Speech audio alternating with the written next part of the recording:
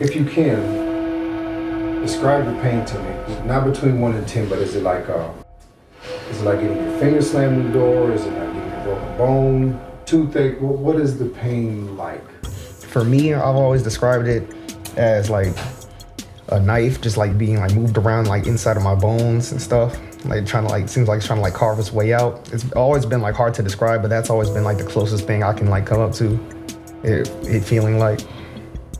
Okay. What about you? A bed of nails. When I go through a pain crisis, it feels like I'll say a train. If you can imagine a train rolling over your joints, and that's how I can put. I mean, worse than childbirth, worse than even if you can imagine being shot, worse than any type of pain that you could actually imagine. That's what it feels like. It's like a general area, and just kind of like a throbbing pain just coming from it, and it just hurt. Like just, there's like an epicenter of it, and it just spreads. And it's kind of like a throbbing, majority of them is like a throbbing, kind of like hammering pain, you want to say. And it just like pulses. It feels as if someone has just punched you in your back, but it's constantly that punch. It's like they don't let up. And then it's also a knife, I would say. If you have a knife and someone is constantly stabbing you in your back, and it's not just in one spot, it's all, people get it all over.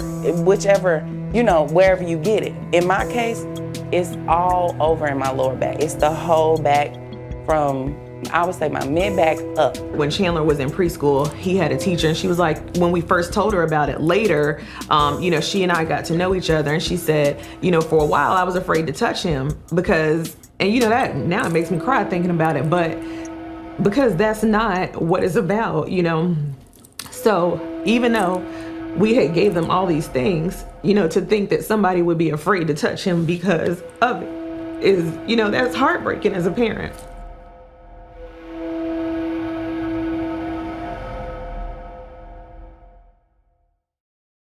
My name is Kathy Moore Norcott, and I am the Executive Director at Piedmont Health Services and Sickle Cell Agency. I've been with the agency for 44 years. Sickle cell disease is an inherited condition that affects the red blood cells. Inherited means that you get a gene from your mom and a gene from your dad, and those two genes determine the type of hemoglobin that you have inside of your red blood cells. The purpose of your red blood cells is to travel through your body, distributing oxygen in order for everything within your body to function like it's supposed to. If those red blood cells contain sickle hemoglobin, then they don't live as long as a normal red blood cells. So that keeps them from being able to distribute the oxygen or the right amount of oxygen to all parts of your body. So you sometimes hear that a person with sickle cell is having a crisis or a pain episode. And what is happening is that as the red blood cells travel through the body and hemoglobin is released, they die. They become sticky, and they clog up your blood vessels.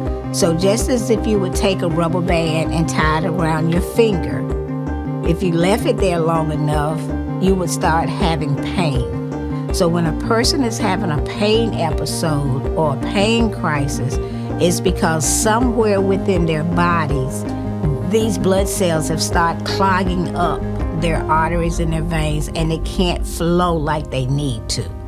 So lots of times persons can increase their fluid intake, or they may have to go to the hospital to get fluids in order to relieve that.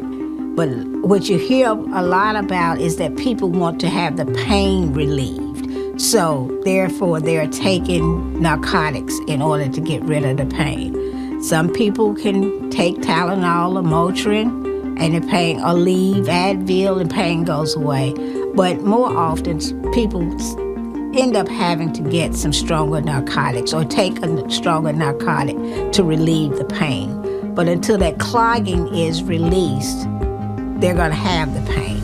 The narcotics just mask the pain. Masking the pain of sickle cell disease is as temporary as treating surgical pain with aspirin. It will never be sufficient, and the pain will return in violent fashion. One would think that the pain crisis associated with sickle cell would have its most devastating effects as people grow older, but that, unfortunately, could not be farther from the truth. Sickle cell pain crisis presents itself to its victims while they are still in their formative years, well before becoming teenagers. They experience intense and oftentimes excruciating torment and pain that can last for days, and in some cases, an entire week, reoccurring without notice for a lifetime. I was born in Charlotte with sickle cell. As far back as I can remember, I remember being younger, not being able to do things that normal kids my age would be able to do, like go outside and play. It was around when I was 12. I never forget it. I was in the bathroom as a kid. I think I might have been just getting out the shower or something. I don't really remember.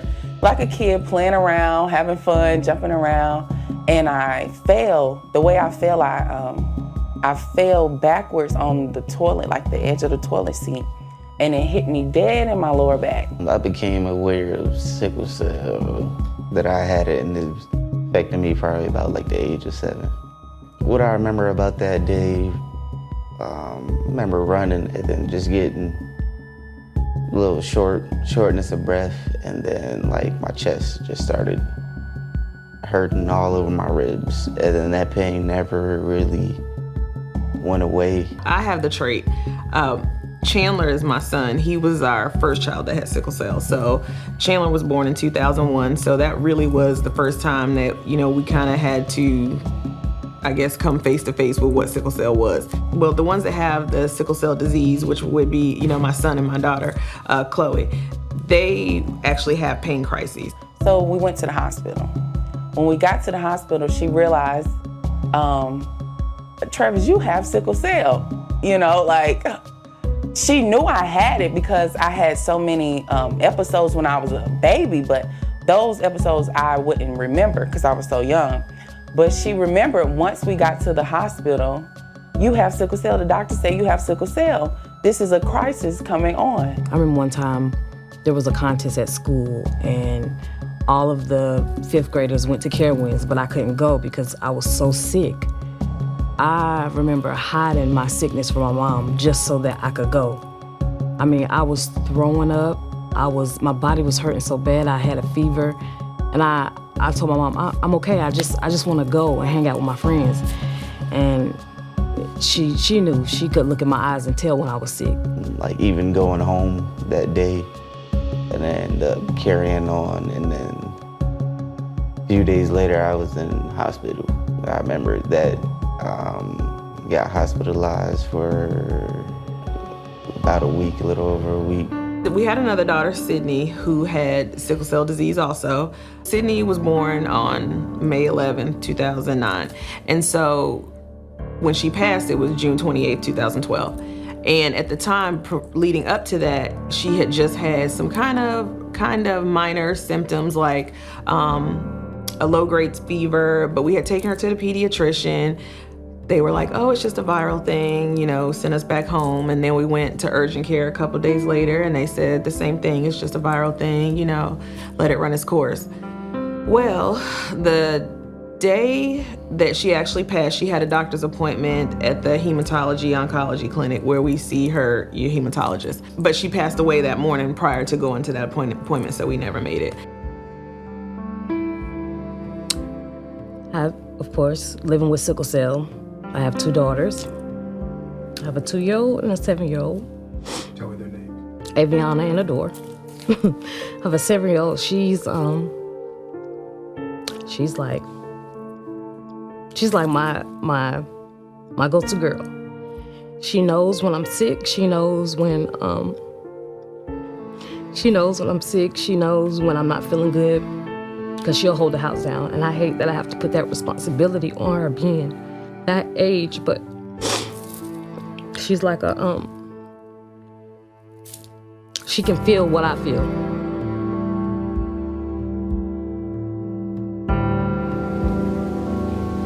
People in North Carolina have a faithful and steadfast ally in Kathy Norcott. Day after day, she fields countless phone calls. She also spends a great deal of time talking to clients at the agency. She attends multitudinous meetings, and she works tirelessly to continually build partnerships for the betterment of the agency. Kathy Norcott is not alone.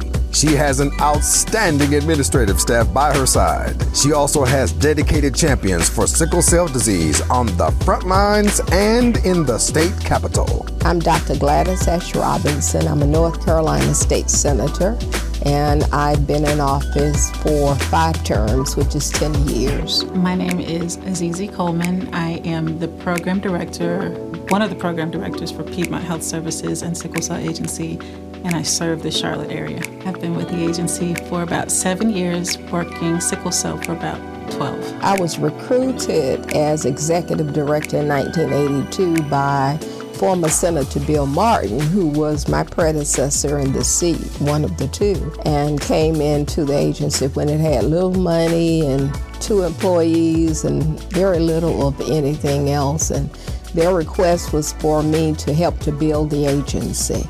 And that's kind of what I did. I had a very good board who helped to open resources, and then with my knowledge, we expanded the agency.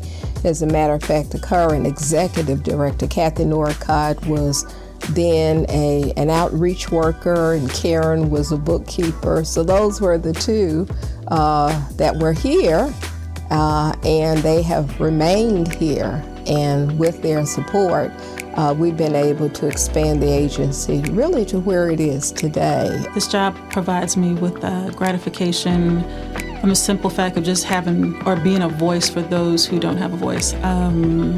Being there for them, embracing them like family. I've been with a lot of patients for many years, and so they've become, part of my life.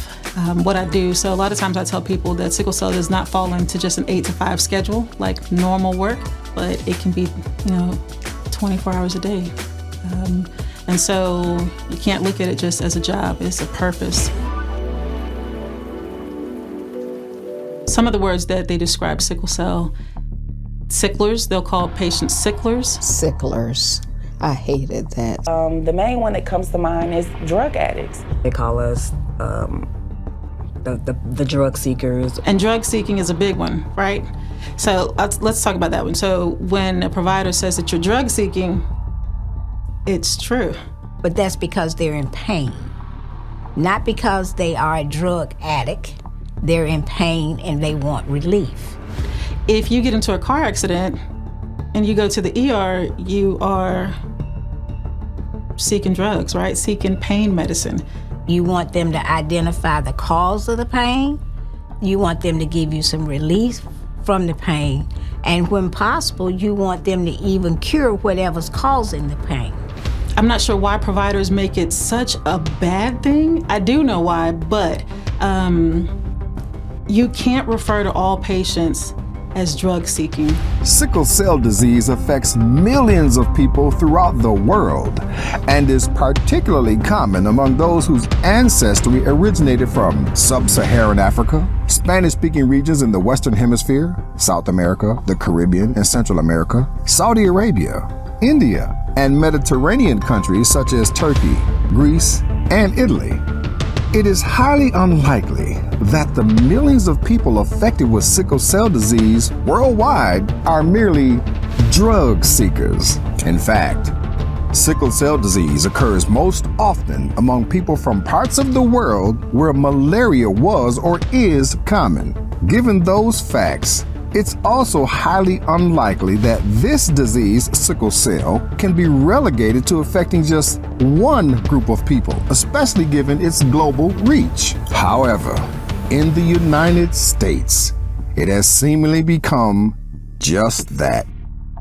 The condition, sickle cell disease, is sometimes known as the black man's disease. Yes, black man's disease, as opposed to a genetic disorder. Yeah. remember that too, because it was just us. But then you have to educate them. It wasn't just us. I used to tell them who the white folks were in North Carolina, how many white patients we had. But what happened is that those individuals would go to Duke, and so nobody would know that they had sickle cell disease. Oh yeah. There was a way to camouflage that. They don't want people to know. Yeah, so that's interesting because sickle cell is a genetic disorder, so you have no control over the genes that you acquire. So I'm not sure how it becomes a black man's disease when, in North Carolina, we do have about 5 or 6 whites living with sickle cell disease, even though it's more prevalent in blacks. It's known as a black person's disease, black man's disease, yeah. And so that's probably why we don't see much funding too. NIH is National Institutes of Health. They are a nationally funded research agency that looks at all health conditions. NIH gets funding from the federal government to provide research dollars to scientists, pharmaceutical companies, and people to find cures, treatments for various different health issues. So they're responsible for the research around heart, blood, lung conditions or diseases in the public health system of America. Congress approved NIH's 2021 fiscal year budget request for $38.7 billion. The funds are to be allocated to biomedical research efforts. More than 80% of NIH's funding is awarded to extramural research, largely through 50,000 competitive grants to more than 300,000 researchers at more than 2,500 universities, medical schools, and other research institutions in every state. Although the NIH does not expressly budget by category, in 2020, they devoted approximately $30 billion to various disease categories.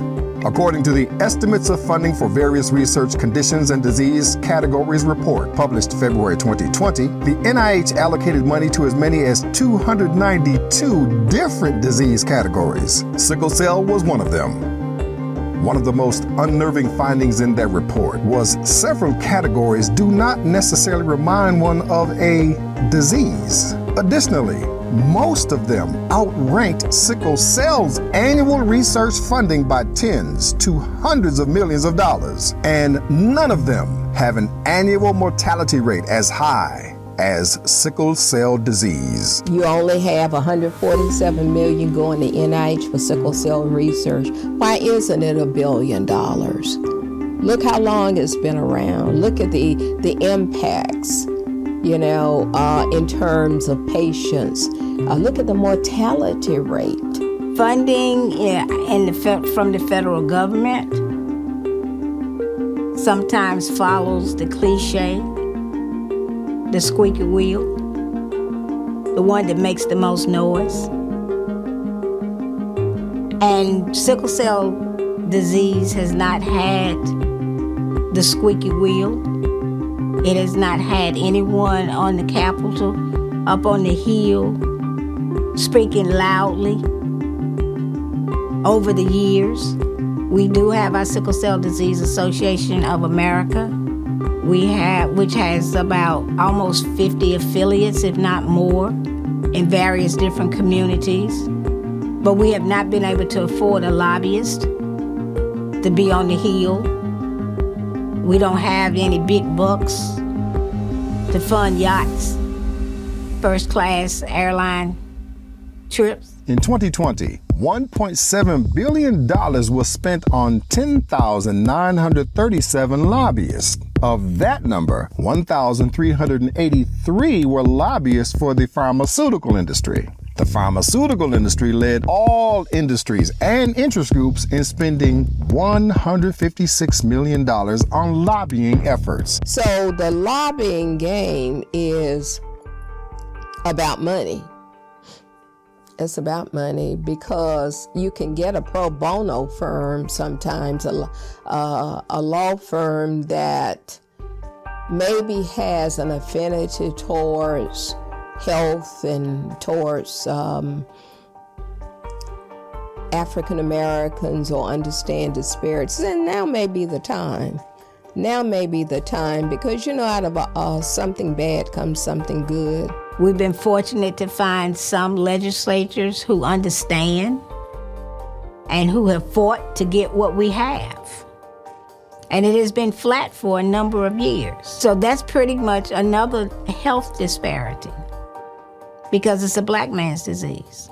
And we know now if we're black and we fall in one of those other categories that you talked about, the category got the money, but we don't even know how much of that trickles down to our people.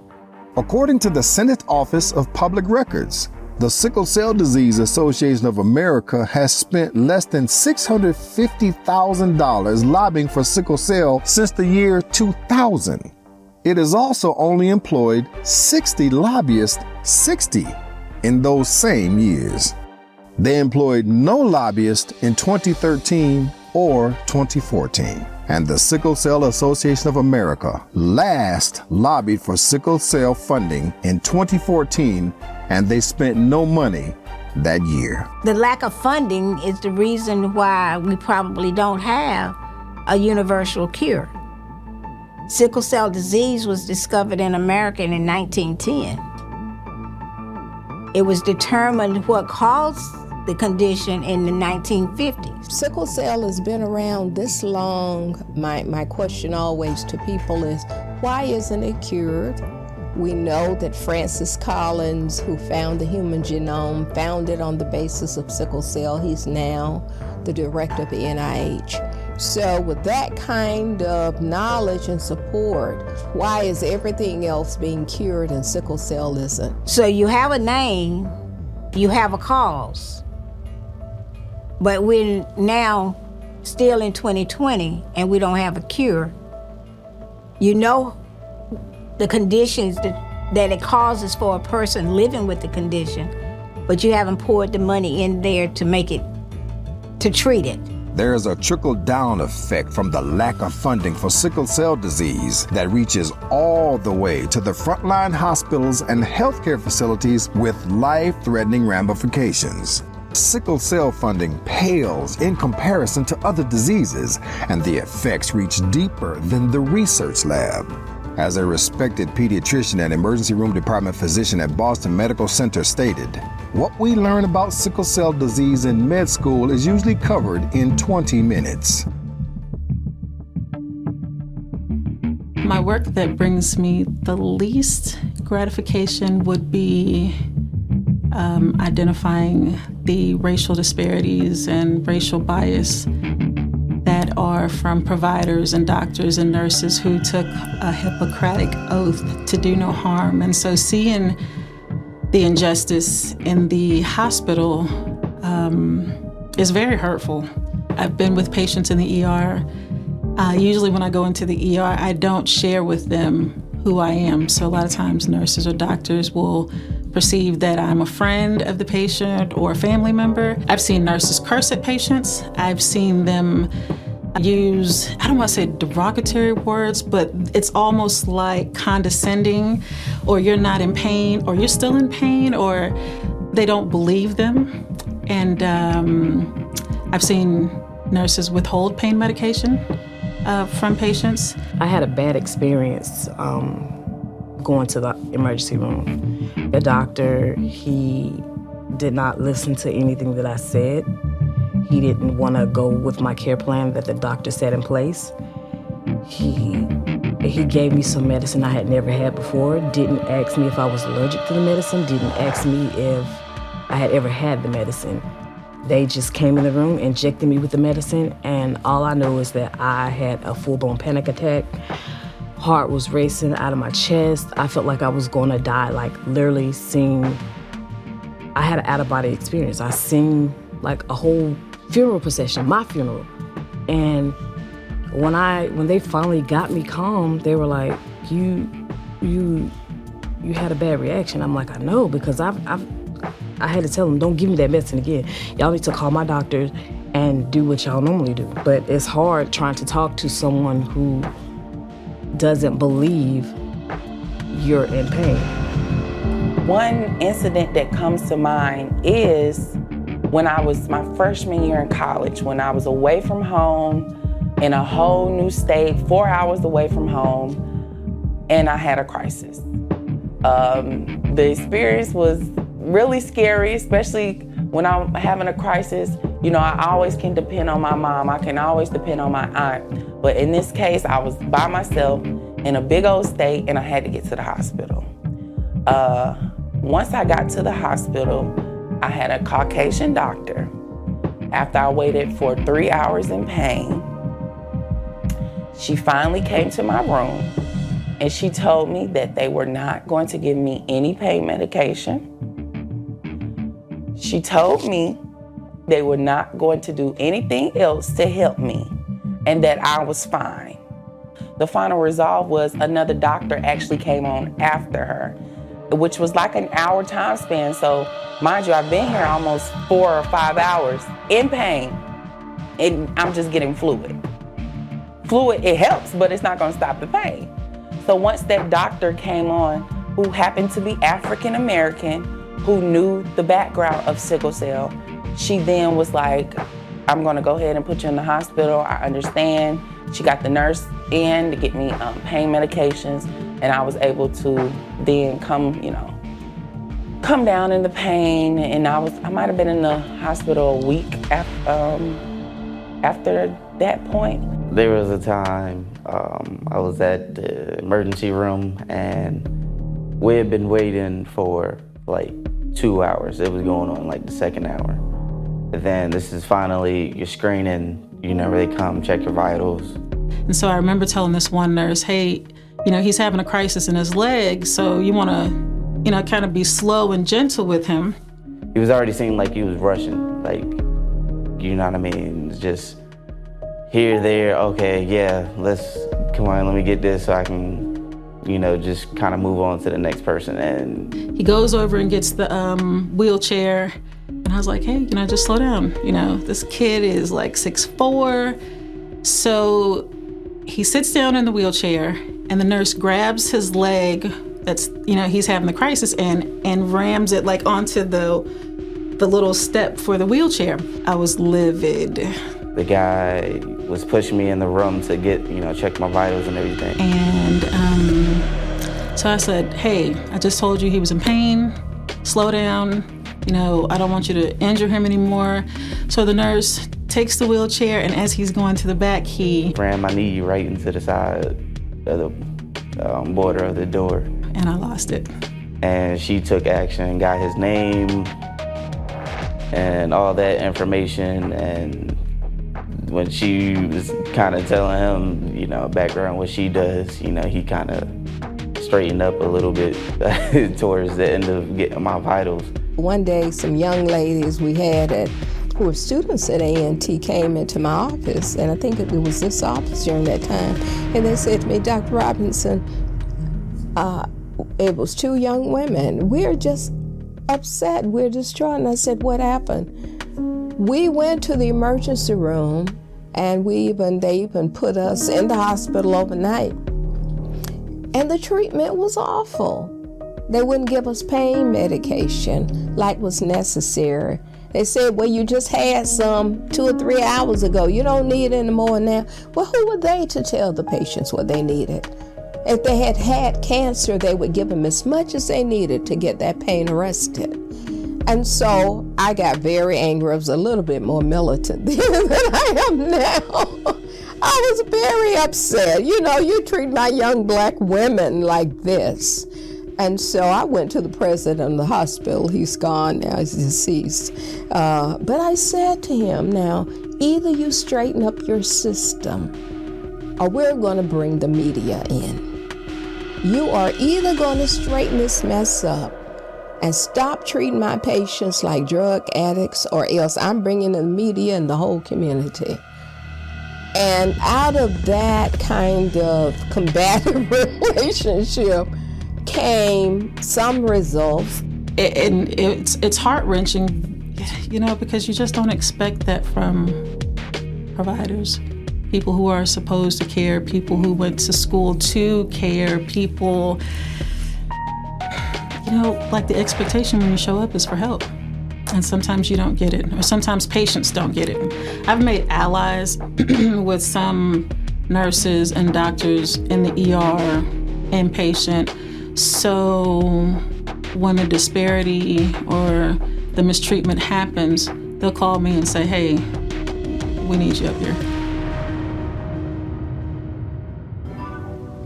Piedmont Health Services, we blazed a trail amongst other states with the services that we provide for patients. So we provide direct services, support services, interventions.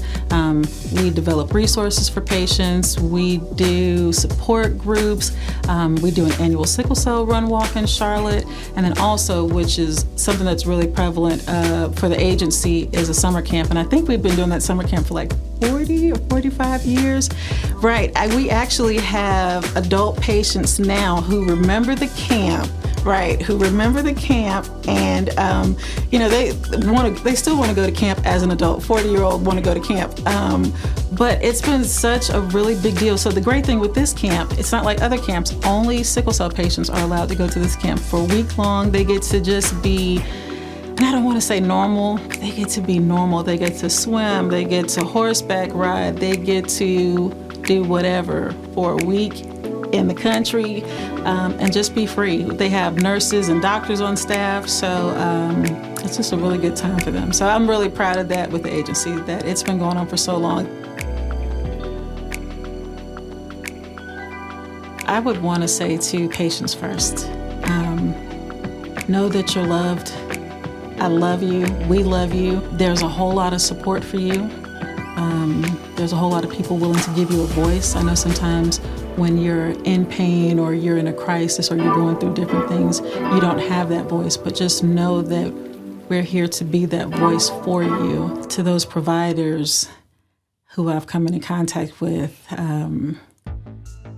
there is a Hippocratic oath to do no harm, and that is the expectation. Not just for yourself and your family and friends and those who look like you, but for those patients and persons who look like me. We want just better treatment for sickle cell patients. What I would say to the legislators and the policymakers is this disease is not going away. It's gonna always be here. So there's got to be a way that we can deal with it as far as funding, as far as finding out more that you can do to help families, to help kids, and to be able to function more with better medication to cut down crisis and what have you, because it's going to always be here. It's not going away. And I would say to the legislators that, just as much as people fight for like cancer and things like that, there are other things out there that are affecting people. But I think, the difference with this is that it is looked at as a Black disease, so it doesn't get the funding that it needs. What I would say to people in legislation is to give SCD the money. Sickle Cell Foundation needs the money needs the funding because of the fact it's so many things. We have come so far in technology to where we could have a cure for sickle cell by now. But because of the lack of funding, we don't have it. And people are still living with this deadly disease. One thing I try not to think about is sickle cell kills. I would have expected, or I expect, the National Sickle Cell of America to be saying to policymakers, people who want to be elected or people who are in office and want to be reelected, I'm one of those people, that where do you stand on sickle cell? What do you know about sickle cell? Do you have any relationship to those people? Do you know who they are? Have you heard? Of course, all of them will say, oh yeah, I know about sickle cell. I have some constituents and da-da-da-da-da. But what do they know? Now, what support do you give? So it's time for people to address people who are going into Congress, who want to be elected, people who want to be elected for president, vice president, all of those offices. What do you know about sickle cell disease? I need people to get behind persons living with sickle cell disease, encourage them to speak up about having the condition, because they have many great stories to tell about situations that they had to overcome to even see another day. Push your representatives to put more money into a condition that they say there is a cure for, but yet everybody living with sickle cell disease have not had the same opportunity to take part in. You know, we had lost a child already, and I know as a dad, you know, I was afraid. I remember telling my mom, I cannot lose another one. I just cannot bear the thought of losing another one.